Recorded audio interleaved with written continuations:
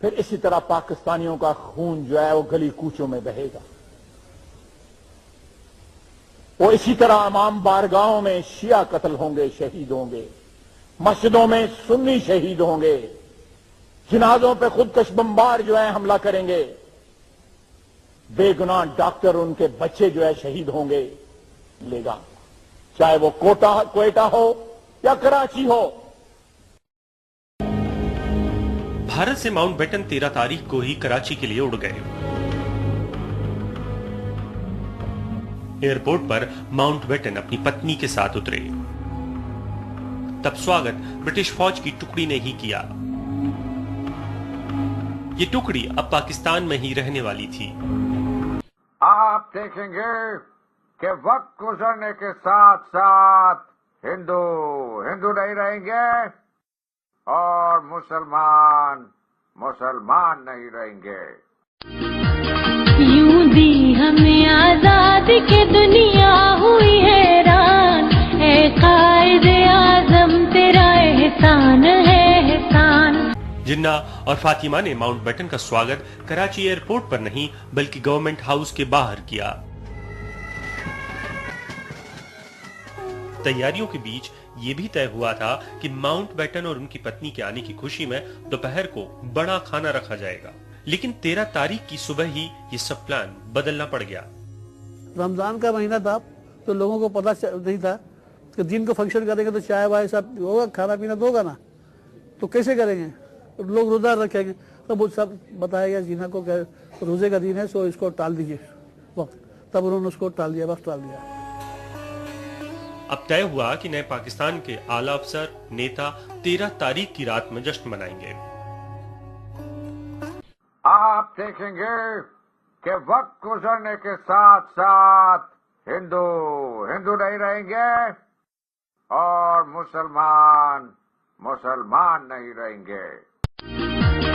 यूं दी हमें आजादी की दुनिया हुई हैरान, ऐ कायदे आज़म तेरा एहसान है एहसान। माउंटबेटन अपनी पत्नी के साथ थे, लेकिन इस खाने के दौरान ही उन्हें लियाकत अली की बीवी और जिन्ना की बहन फातिमा ने घेर लिया। उस दिन रात को जब खाना हो गया था तो माउंटबेटन ने लिखा है कि उनके एक बाजू में ये फातिमा जिन्ना बैठी थी और दूसरे बाजू में लियाकत अली खां की बीवी बैठी थी, और दोनों उनकी बहुत खिंचाई कर रहे थे कि पहले 14 तारीख को इनकी आज़ादी हो गई, दूसरे दिन भारत की होने तो मध्यरात्र को होने वाली थी, मिडनाइट को।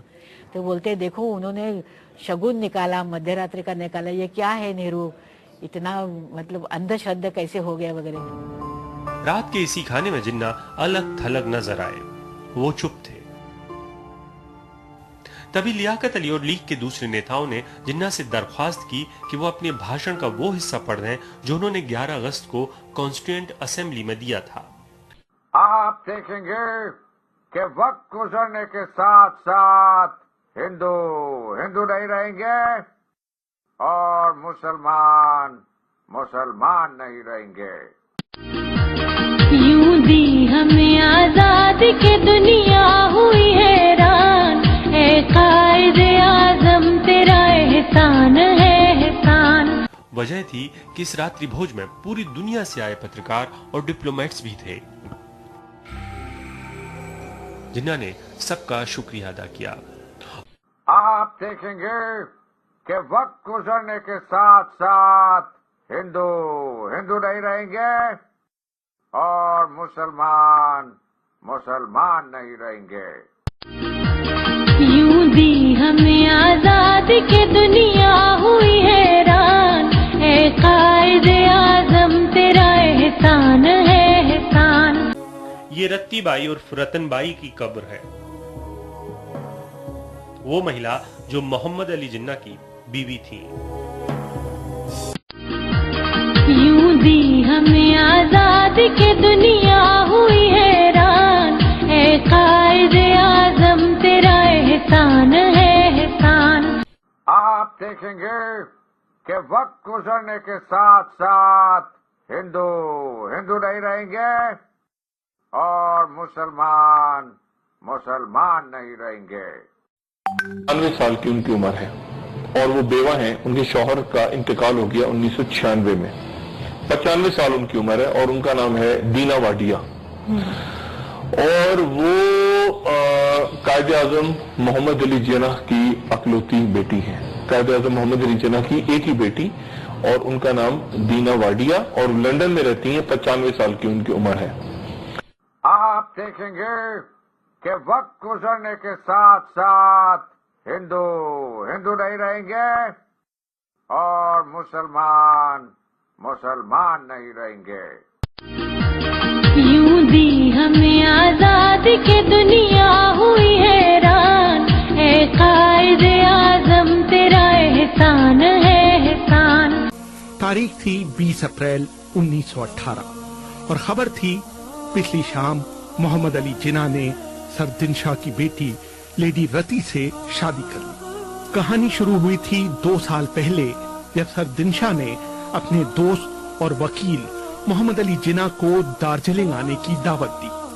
वहां पर दिनशाह की 16 साल की बेटी रति भी मौजूद थी, जिनका शुमार उस जमाने में मुंबई की सबसे हसीन लड़कियों में हुआ करता था। दिनशाह ने अदालत से आदेश ले लिया कि जिन्नाह तब तक रति से नहीं मिल सकते जब तक वो 18 साल की नहीं हो जाती। रति जिन्नाह पर किताब लिखने वाले ख्वाजा रजी हैदर कहते हैं, फिर जिनका पेटीट ने इस वाकई वाकई के बाद एक इससे ऑर्डर ले लिया था कोर्ट से कि मेरी बेटी जो है वो नाबालिग है और ये अभी 18 साल की उम्र को नहीं पहुंची है, इसलिए इसके मिलने जुलने पर इनसे पाबंदी लगा दी जाए। तो जिन्नाह जो थे उसके बाद सर दिनशाह पेटीट के घर पे उन्होंने कोई विजिट नहीं किया और रति जो थी वो अपने घर में एक तरह से मुक़य्यद हो गई। लेकिन जब रति 20 फरवरी 1918 को 18 साल की हुई तो उसने शायद कोई मैसेज भेजा था।